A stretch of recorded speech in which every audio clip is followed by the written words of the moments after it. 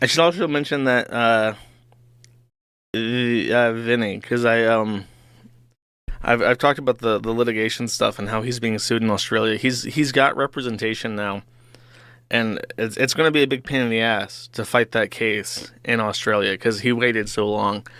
But things are actually happening with that. And by the way, also kind of related, I mentioned that Epic did their retraction weeks ago, and I've been waiting on another retraction, or at least like correspondence, and it took a very long time. We've sent certified mail twice. We know that this has been received, and then we sent it again a third time. However, this time we also sent it by email to a work email that was found, and finally got a reply. Because the next step, if they were just going to ignore our request for communication, I would just have to sue. And the fact that they ignored our request over weeks and months is like evidence of malice. But they've actually responded this time. So now I may also get a second retraction, or we might go to court over that. Oh, I didn't even mention this, I don't think. Um, it might have only happened yesterday, is why. The court has also told Russell Greer in the Greer case that the case is not in fucking Utah. Stop submitting paperwork to Utah. It's in Florida for sure.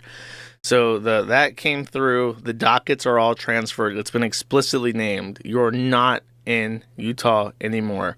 There was a motion to transfer the case to Florida.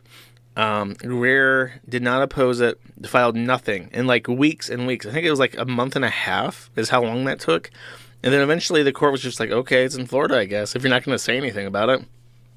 Very unusual to transfer a case to a different venue after a appellate court decision 3 years down the line, but you didn't say anything and we don't want to deal with you. So bye-bye. Bye-bye. Have fun in Florida.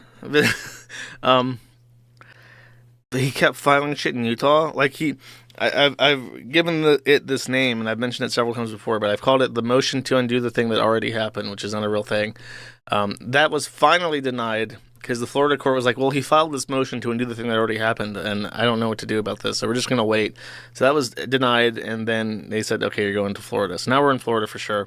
And now we're going to be waiting on the Florida judge to look at literally 120 submissions, like thousands of pages of fucking nonsense, literal unhinged diatribes from a pro se plaintiff, and have to make a decision about what to do next. So that's exciting.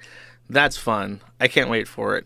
Our case with the Supreme Court for that was listed, and I think it has been given a second listing date. And if it gets relisted, that's a great sign for the writ. So that might happen. There's a legitimate chance that we might end up in the Supreme Court, which would be very, very, very funny.